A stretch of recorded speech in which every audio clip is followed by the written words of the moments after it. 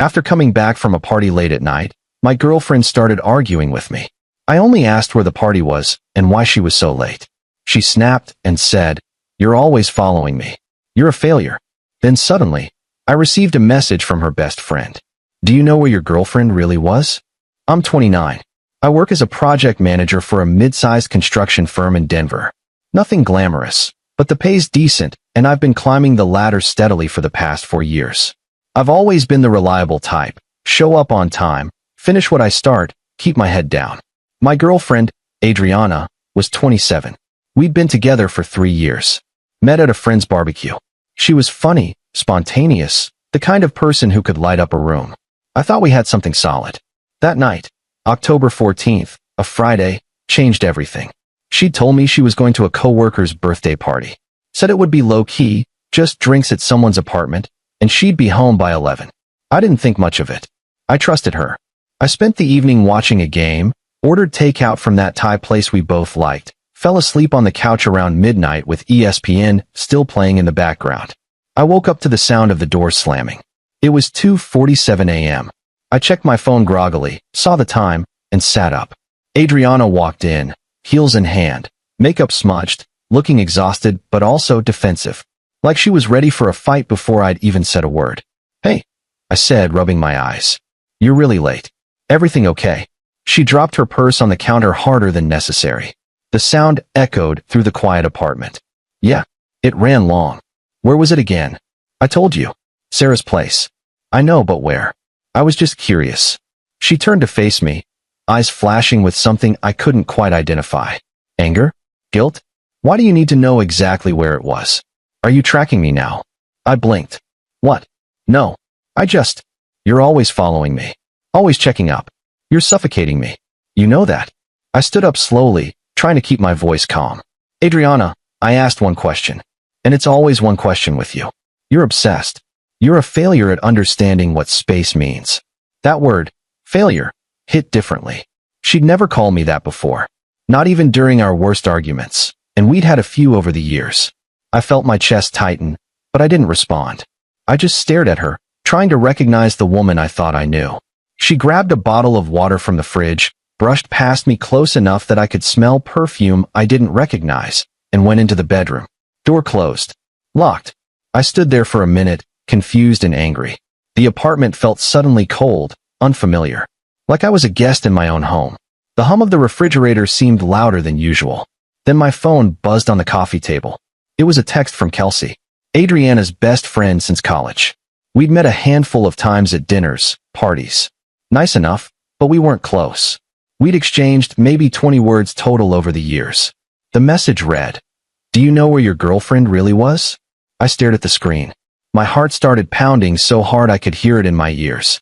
I typed back, "No." 3 dots appeared, then disappeared, then appeared again. Finally, she wasn't at Sarah's party. She was at the Westin downtown, room 804, with someone. My hands went cold. Update 1. I didn't sleep that night. I sat on the couch, staring at Kelsey's message until the words blurred together. She wasn't at Sarah's party. The Westin, room 804, with someone. By 6 in the morning, I'd replayed every conversation, every late night, every excuse.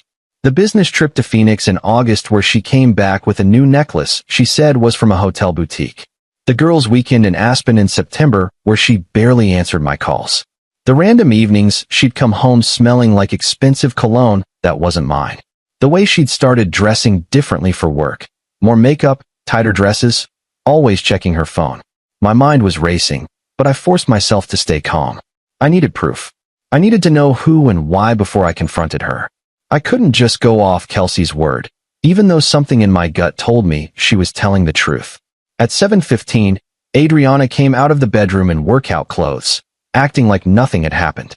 She poured herself coffee, scrolled through her phone, hummed some song under her breath. The casualness of it made my blood boil. "Morning," she said flatly, not looking up from her screen. "Morning."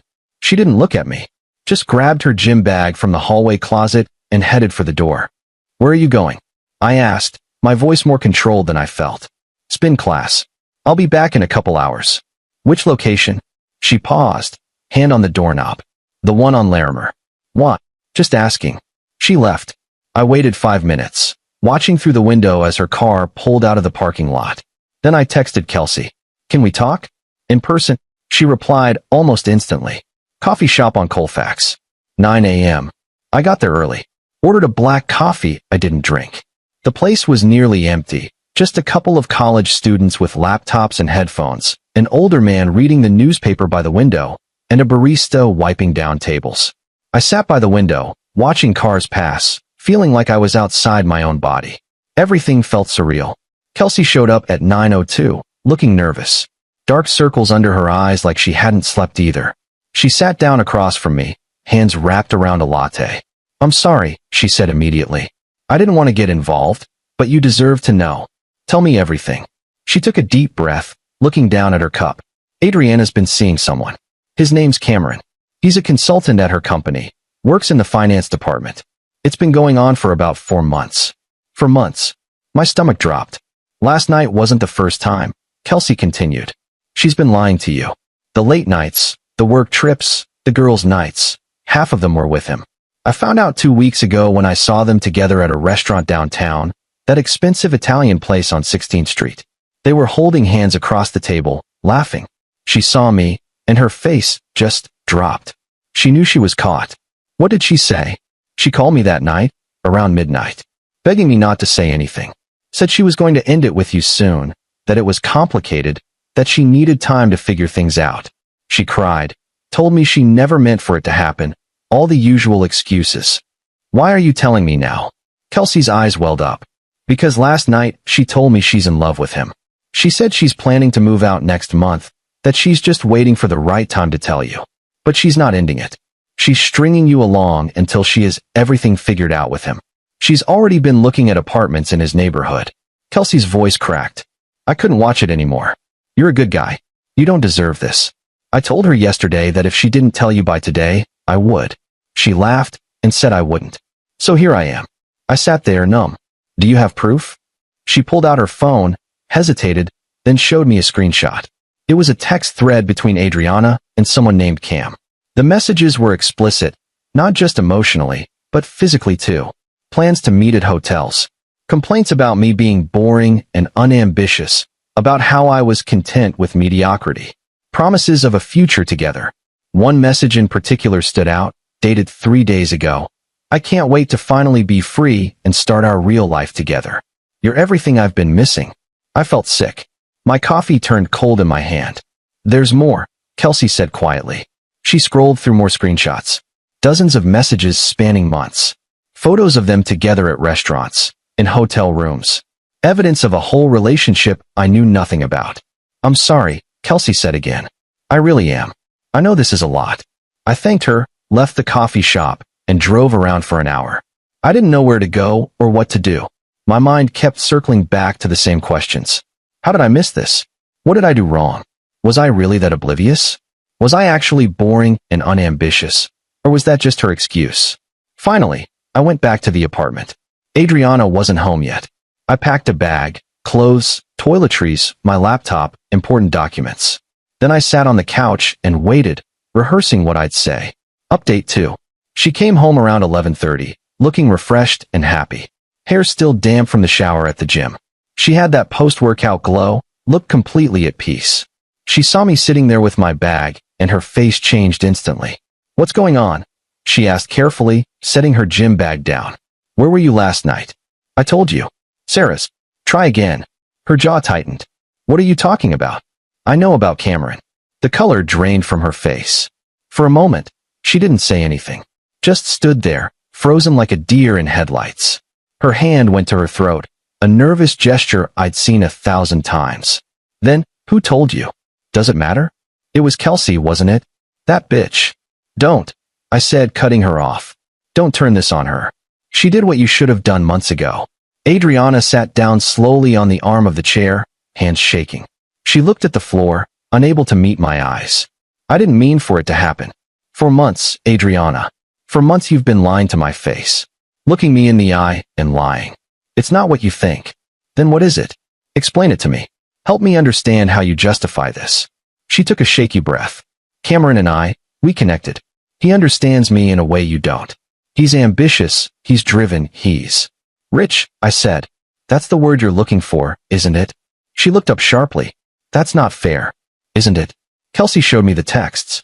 You complained about me being boring. About how I'm not successful enough. How I don't take you anywhere nice. How you're tired of living in this average apartment with someone who's content with mediocrity. Her face flushed deep red. I was venting. People vent. People vent to their friends. They don't cheat and plan their escape for 4 months while pretending everything's fine. I stood up. Were you ever going to tell me? Or were you just going to disappear one day and leave me wondering what I did wrong? She started crying, tears streaming down her face. I didn't want to hurt you. Well, you did. Congratulations. Where are you going? She asked as I picked up my bag. Staying with a friend. I'll be back for the rest of my stuff this weekend. Don't be here when I come. Wait, can we talk about this? Please? I made a mistake. I can fix this. I looked at her one last time. Mascara running. Hands trembling. Part of me wanted to feel something. Anger, sadness, anything. But I just felt empty. Hollow. There's nothing left to talk about. And you can't fix this. Please. You made your choice 4 months ago. Every day you lied to me. You chose him. Now live with it. I walked out. Didn't look back. Got in my car and drove straight to Jason's place across town. Update 3. I stayed with my buddy Jason for 2 weeks. He didn't ask too many questions, just let me crash on his couch and drink his beer. We'd been friends since college. He was the kind of guy who showed up when you needed him, no explanations required. He'd order pizza, put on a game, and just let me exist without forcing conversation. I threw myself into work, picked up extra projects, anything to keep my mind off everything. My boss noticed and gave me more responsibility. I was at the office by 7 most mornings, didn't leave until 7 at night. Weekends too. It helped. Kept me busy. Kept me from thinking about how 3 years could just evaporate. I went back to the apartment that Saturday with Jason for backup. Adriana wasn't there like I'd asked, but her presence was everywhere. I packed up my stuff methodically, books, clothes, photos I couldn't bear to look at. Jason helped me load boxes into my truck. The whole thing took 3 hours. I left my key on the kitchen counter. Then, on November 1st, I got a call from an unknown number. I almost didn't answer, thinking it was Adriana calling from a different phone. Hello. Is this you? A man's voice. Older, rough around the edges, with a slight southern accent. Who is this? My name's Richard. I'm Cameron's father-in-law. I froze. Father-in-law? Yeah. Married to his wife, Christine, going on 6 years now. 2 kids, Lily's 4, Jacob's 2. You know about them. My head started spinning. I sat down on Jason's couch. No, I didn't. Figures. Look, I don't know you, but I thought you should know what kind of man you're dealing with. Christine found out about your girlfriend last week. She hired a private investigator after Cameron started acting strange, coming home late, being secretive with his phone, the usual signs. The investigator followed him to that hotel. She's devastated. Cameron's done this before. Cheated, lied, promised to change. This time she's filing for divorce. But I wanted you to know the truth. He's not leaving his wife for anyone. He never was. Men like him never do. Does Adriana know? I doubt it. Men like Cameron are good at selling dreams. They tell women what they want to hear. Promise them the world. But the second things get real, they bail. Every single time. We talked for another 10 minutes. He gave me Christine's number. Said she was willing to talk if I wanted. Told me she was a good woman who didn't deserve any of this. That his grandkids were asking why mommy was crying all the time. I thanked him and hung up. I sat there for a long time, staring at my phone. The apartment was quiet except for the sound of traffic outside. Then I called Kelsey. Did you know Cameron was married? Silence. Then no. Oh my God. Are you serious? 2 kids. 6-year marriage. Does Adriana know? I don't think so. Are you going to tell her? I thought about it. Part of me wanted to. Part of me wanted her to find out the hard way. The way I did. Blindsided and humiliated. But I wasn't that person. I couldn't be, even after everything. Yeah, I said. I am. I texted Adriana. We need to talk. Tomorrow. Noon. Coffee shop on Colfax. She agreed immediately. Thank you. I'll be there. Final update. She showed up 10 minutes late, looking nervous but defiant. Sunglasses on even though it was cloudy outside. She wore the green sweater I'd bought her last Christmas. We sat down at the same table where I'd met Kelsey. The irony wasn't lost on me. I didn't waste time. Cameron's married. Her face went blank. What? Married? 2 kids. 6 years. His wife's filing for divorce because she found out about you. That's not. He told me he was separated. He lied. Just like you lied to me. She put her head in her hands, elbows on the table. For a moment, I almost felt sorry for her. Almost. He said we were going to be together, she whispered. He said he loved me. He said he was leaving her after the holidays because he didn't want to ruin Christmas for the kids. He showed me apartments. We talked about getting a dog together. He lied, I repeated. And now you know how it feels. She looked up at me, mascara running down her cheeks. I'm sorry. I know that doesn't mean anything now, but I am. I made a huge mistake. I got caught up in something that felt exciting and new, and I hurt you. I hurt us. I destroyed something good because I was selfish and stupid. You're right. It doesn't mean anything. Can we? Is there any way we could? No, I said firmly. There's not. Not now, not ever. She nodded slowly, tears streaming down her face. I deserve that. Yeah, you do. For what it's worth, I do love you. I think I always will. Love isn't just a feeling, Adriana. It's a choice. You chose someone else. You chose lies over truth. You chose excitement over loyalty. That's not love. She had nothing to say to that. She left first. I stayed, finished my coffee, and watched the world move on outside the window.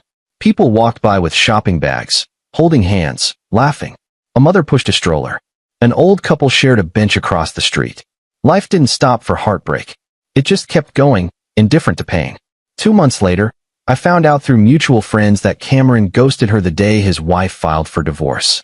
Blocked her number, unfriended her on social media, disappeared completely like she'd never existed. Adriana tried reaching out to me a few times, long apology texts at 2 in the morning, voicemails I didn't listen to. She said she realized what she'd lost, that she'd made the biggest mistake of her life, that she'd do anything to make it right. She asked if we could just talk, just once. I blocked her number eventually. Not out of anger. Just necessity. You can't heal if you keep picking at the wound. I moved into my own place in December. Smaller, quieter mine. 1-bedroom apartment in a decent neighborhood with a view of the mountains. I started going to the gym again, reconnected with old friends I'd neglected, focused on work. Got a promotion in January, senior project manager, significant raise, corner office with my name on the door. Life didn't magically get better overnight, but it got clearer. I learned that some people will choose comfort over honesty, excitement over loyalty. And that's on them, not me. I learned that trust, once broken, can't be taped back together with apologies and promises. I learned that loving someone doesn't mean accepting betrayal. Sometimes walking away is the strongest thing you can do. I don't think about Adriana much anymore. When I do, it's not with anger or longing. Just nothing. She became a stranger the moment she chose someone else. The woman I thought I knew never really existed. She was just a version of herself she showed me when it was convenient. And honestly, I'm okay with that. Better than okay, actually. I'm rebuilding something better. Edit 1. A few people asked if I ever talked to Christine. I did once. We met for coffee in late November. She was kind, heartbroken, but strong, stronger than I expected. She told me Cameron had done this twice before during their marriage, and she'd forgiven him both times. Took him to counseling, tried to make it work for the kids. This time was different. She said she was done being someone's backup plan, done teaching her children that this is what love looks like. We wished each other well. Sometimes the people hurt worst in these situations find each other in unexpected ways. She's doing better now, according to Kelsey. Moved back home to be closer to family. Edit 2. Cameron apparently tried to reconcile with Christine after Adriana was out of the picture. Showed up at her parents' house with flowers and tears, the whole performance. She said no. Told him to sign the papers and stay away from the kids unless it was his scheduled custody time. Good for her. Some people deserve their loneliness. Edit 3. Someone asked if I'm dating again. Not yet, but I'm not closed off to it. Just taking my time, focusing on myself, figuring out who I am outside of that relationship. When the right person comes along, I'll know. And this time, I'll make sure they're actually who they say they are. I'll pay attention to the red flags instead of ignoring them. I'll trust my gut. And I'll never settle for someone who makes me feel like I'm not enough.